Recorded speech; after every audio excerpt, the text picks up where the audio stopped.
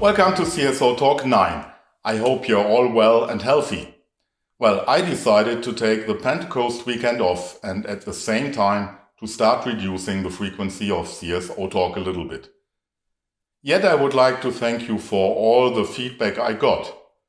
So I will certainly not stop this format, but there will be an evolution towards a more educational series of different talks about safety and security topics, data science and risk management, but also insights into just culture and safety leadership.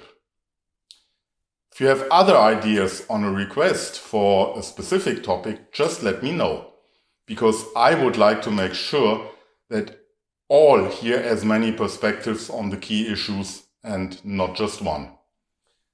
We are now slowly moving out of the immediate crisis, and today my guest is Urs Lauener, our Director Operations. And we will talk about the safety aspects of the transition to the new normal, so stay tuned. And as you might recall from the previous editions, this transition requires a coordinated effort from all stakeholders involved. There are so many aspects to consider, from human factors in respect of boredom and skill fade during the current phase, but also possibly very personal consternation. From aircraft which had to be served for maintenance on remote locations to ATC systems which have undergone further developments but are without any traffic to be severely tested. From skies which no longer required any kind of flow management measures and restrictions on routes and airspace to a regime where discipline will be again required. I had a chat with a colleague from an airline the other day, and he is basically doing risk assessments in all parts of his company day in and day out now. And he said something which really resonated with me. The biggest hazard we currently fear are shortcuts. Shortcuts in maintenance, shortcuts in dispatch, shortcuts in flight procedures, simply shortcuts. I think there is an extraordinarily strong message here, and I would add shortcuts in communications and information sharing. In our environment, it is essential that information is up to date, reflecting reality, and is shared timely. I am continuously impressed when airline pilots tell me that they spend their free time, and they have lots of this now, on refreshing manuals, on rehearsing emergency procedures with their colleagues, on trying to get slots in the simulator, simply trying to be prepared for when they will enter a flight deck again and take responsibility for the safety of their passengers. And I am sure that our ATCOs are all also mentally rehearsing for the busy traffic again. The role of the safety department is, of course, to provide safety assurance, and probably even more important, to support our operations with all necessary information and risk intelligence. So let us go into medias res now and talk about the safe return to the new normal. And who would be better placed than Urs Lauener, our Chief Operating Officer, to discuss the safety-related aspects of the ramp-up, which we will hopefully see very soon. Welcome, Urs, and I am glad that we can talk about the return to the new normal together today. Hello, Klaus, and thanks for having me. I'm very happy that we can use this platform to share with the audience what we currently do to make sure that air traffic in Switzerland is going to resume in a safe manner over the coming weeks. Yes, Urs, and of course you and I exchange a lot and are in permanent contact, even though we only met once physically in Geneva since the beginning of the lockdown, right? How is the situation in the operations currently? I imagine there is quite a difference amongst the various units. Well, things go fine. I'm very happy with the way the operation runs, and I was always happy how the operation ran over the entire crisis. Like you rightly said, the situation was very different from one unit to the other. So we had on one hand the big towers and the ACCs, where traffic almost broke away 100%. Then we had the regional aerodromes. At the beginning of the crisis, they shrank their opening hours considerably, but very soon they opened up again because VFR traffic continued. So our guys had to work again almost 100%. And then on the other hand, we had the military operation, which continues to almost 100%. And therefore, people working for the Air Force were supposed to also work at full steam. And the same is basically valid for the lower airspace. The people in FIC, Alpha, and Delta, they were busy over the entire time because the VFR just simply continued to fly. I'm very happy with the way that the people coped with the situation, but it's not only about air traffic controllers, of course, because also the support staff evidently had to adapt to this very new situation, and they did very well. So some of them continued to work full steam because they had to ensure the service, and others were stopped by management.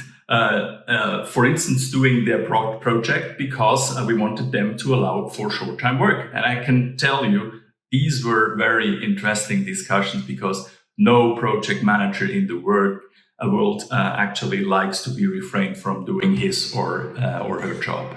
Urs, you mentioned the significant amount of short-time work in the operations. How do we ensure that there will be enough air traffic controllers available when traffic comes back? And how do we make sure they are all still sufficiently competent? Well, this is my biggest concern, of course, to get back to service in a safe manner. So what we do right now, we work with different scenarios. We are in close contact with our partners, with our customers, with the airports. I'm very happy to say that we have a sound agreement with the ATCO unions that give us a little bit more flexibility when it comes to rostering. So what we currently do is we prepare always two rosters, one of which being a conservative one and the other one a bit less conservative. And just 2 weeks before enter into service, we actually declare one or the other as being the valid roster then finally. And that's very helpful for us, of course. When it comes to the safety measures and safety arguments, we strictly follow what is stipulated in the European Network Recovery Plan from Eurocontrol, to which we considerably contributed. And last but not least, Olivier, Matthias, and Yves, they, of course, work very closely and very hard with their teams to prepare the situation out, to prepare the ramp up, to ensure that it's going to happen in a safe manner. Thank you, Urs. And you mentioned the Network Recovery Plan from Eurocontrol. This plan includes a generic safety argument and a detailed hazard list, which also has a great contribution from our COVID-19 task force. What are the biggest hazards you see for the ramp-up?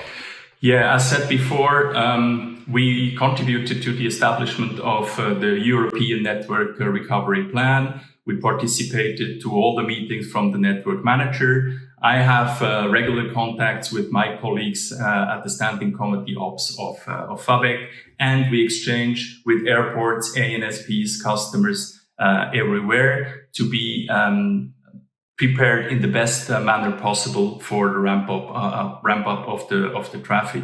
And I can tell you, my biggest fear is to be taken by surprise by an unexpected peak of traffic. And I can tell you, just 2 weeks ago, we had some sort of an experience in this direction at Zurich Airport, where we were prepared for handling about 12 movements an hour, and all of a sudden we had 18 movements an hour, which was not foreseeable. And we were in the strange situation, actually, to be obliged to regulate the traffic. This was some sort of a warning shot, I would say, in the right moment in time for everyone in the game, because the airlines, the airports, and also the ANSP realized that we can only work very closely together. We have to exchange data, and we have to know from each other who does what in order to be very well prepared and to refrain from such a situation from happening again. I totally agree. Unnecessary surprises can certainly be avoided if we all work together now. Internally, we currently discuss until when we still need to keep the COVID-19 task force alive. What are your thoughts on this? The task force was our management tool actually to manage the crisis, and it worked very well. People did a brilliant job. Thanks a lot to everyone contributing. But you're right. Actually, we have come to a point in time where most probably the same setup is not required anymore. But we have to bear in mind that prior to go back and give responsibility back into line management, we have to make sure that everything happens in a safe way. That means we have to adapt the processes, we have to establish the rules and everything which is required to. And I will wait until I am fully convinced that this has happened properly. And then I will give the green light to hand over from the task force back into line management. I am glad to hear this. And it is important to understand that we do not do this for compliance reasons or because FOCA wants us to do so. We do this to provide ourselves with as much safety assurance as we need during this difficult period. By the way, I was in contact with Stefano Berti from FOCA a couple of times recently, and I'm really pleased with the level of support we currently receive from our regulator. What is your experience? Thanks for mentioning that, Klaus. In such an unprecedented crisis, the collaboration with the regulator, of course, is of utmost importance. And I can only confirm your experience, Klaus, because the support of FOCA was really excellent. And I would like to mention Stefano Oberti and his team. These guys really supported us in every respect with every question we had. So I was really happy about that. So Stefano, if you see us right now, thanks a lot for the appreciated support. Let me join in here. Many thanks from my side as well. Urs, is there anything else you would like to share with us at this stage?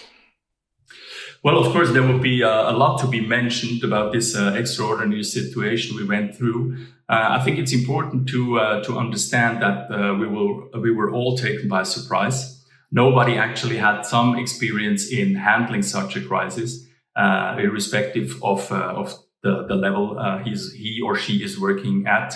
And we had to be flexible. We had to adapt to the situation because a decision taken on one day was outdated the other day, and we had to permanently adapt. And the people did very well in this respect. I was very happy to see that.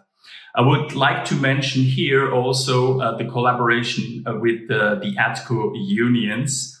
Of course, at the beginning of the crisis, the EB decided to define some measures for this phase one unilaterally. And of course, this is not something which a union can be happy about. But once we stepped into discussion then together, it was a very fruitful exchange. It was a very partnership approach. And I'm very happy to say we reached an agreement which on one side actually respected the situation of the individual, and on the other hand, allowed us to have a little bit more flexibility, more leeway in how we cope with the situation. And I was very helpful. So many thanks to these guys too. Again, my thanks go to everybody in the organization, because I think the people have really done an outstanding job under difficult conditions. Please bear in mind, we are not through yet. We may get back to something like the new normal now over the coming days and weeks, but I think the remains of this crisis will keep skyguide busy for the next years. And it's of utmost importance that we stick together and we define the right measures and actions to allow for a bright future of skyguide over the next decades. Last but not least, I would like to thank you, Klaus, for having shared this platform with me. It was a great pleasure. Thank you very much again for this virtual exchange. I believe this is highly appreciated by our audience. We see each other again on Wednesday for our strategy seminar. Until then, stay safe, stay healthy. Bye, Urs. Yes, thanks, Klaus, and see you on Wednesday. Bye-bye.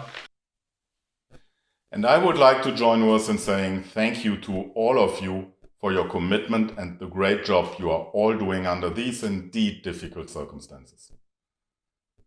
We have now held 2 Zoom sessions with Julian Price on closing the gap between ATC and the flight deck, and we had over 40 participants so far. The next and last session will take place this Wednesday, the 10th of June, starting at 11 o'clock. You find the link to register on the events part of SkyHub or as usual in the comments field below. And with this, we are coming to the end of CSO Talk 9. So thanks for watching, stay safe, stay healthy and stay tuned. And bye for now.